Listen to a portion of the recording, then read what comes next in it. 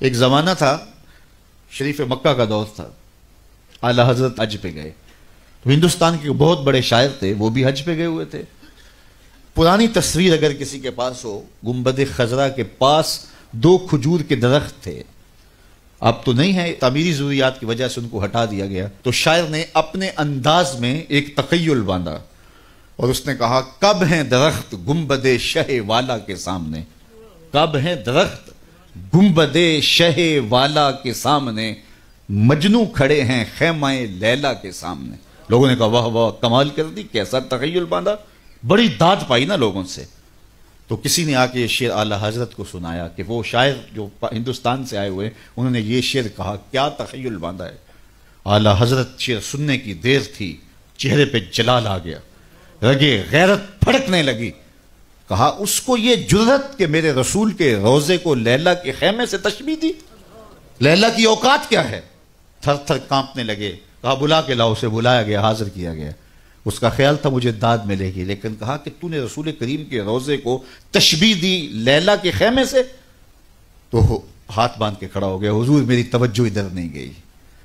تو فرمایا اس کی اصلاح کر لو۔ جی حضور آپ اصلاح دے دیجئے۔ فرمایا تمہارا مصرع اولا ٹھیک ہے، مصرع ثانی میں اصلاح ہوگی۔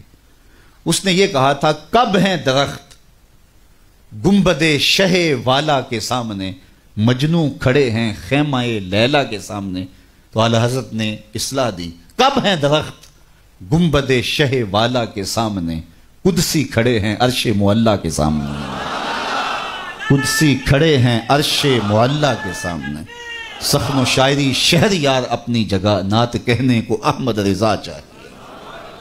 تو کعب بن زہیر انہوں نے کیا کہا، ان رسول لنور یستضاء بہ محند سیف من سیوف الہند مسلول۔ تو حضرت کعب بن زہیر نے وہاں کھڑے کھڑے حضور کی شان میں ایک طویل قصیدہ جو بانت سعاد کے نام سے معروف ہوا۔ جب یہ قصیدہ پڑھ چکے تو آقا کریم علیہ السلام نے اپنی چادر اتار کے کعب بن زہیر کو دے دی۔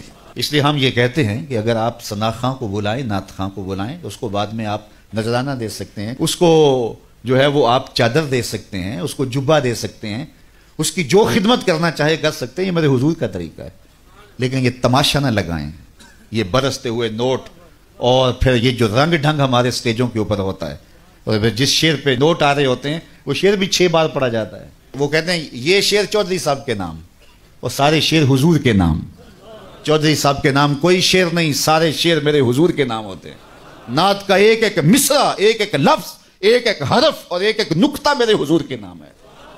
پورا شعر نام کر دیا، کیوں؟ اس نے ذرا پیسے زیادہ دے دیے تو اس کے نام ہی شعر ہو گیا۔ یہ کون ہوتا ہے اس کے نام شعر کرنے والا؟ یار یہ تو چودھری صاحب ہوئے، کون ہے جس کے نام شعر ہو، جو حضور کا شعر ہو؟ جب حضرت سید صدیق اکبر پہ آخری وقت آیا نا، آخری وقت، تو پھر ام المومنین سیدہ عائشہ رضی اللہ تعالیٰ عنہ نے جب اپنے باپ کے وہ لمحے دیکھے تو ان کی زبان سے محبت پدری کی وجہ سے بے ساختہ نکل پڑا، وَأَبْيَضُ يُسْتَسْقَى الْغَمَامُ بِوَجْهِهِ۔ یہ حضرت نبی رحمت کے چچا جان نے حضور کے لیے یہ ایک شعر کہا تھا، تو چہرہ اس طرح تما رہا تھا، تو یہ مصرع ان کی زبان پہ آ گیا۔ تو حضرت صدیق اکبر اس وقت سانس آپ کی ٹوٹ رہی تھی، ایسے سر کیا اور کہا ذاک رسول اللہ، یہ ابو بکر کی شان نہیں، یہ میرے رسول کی شان ہے۔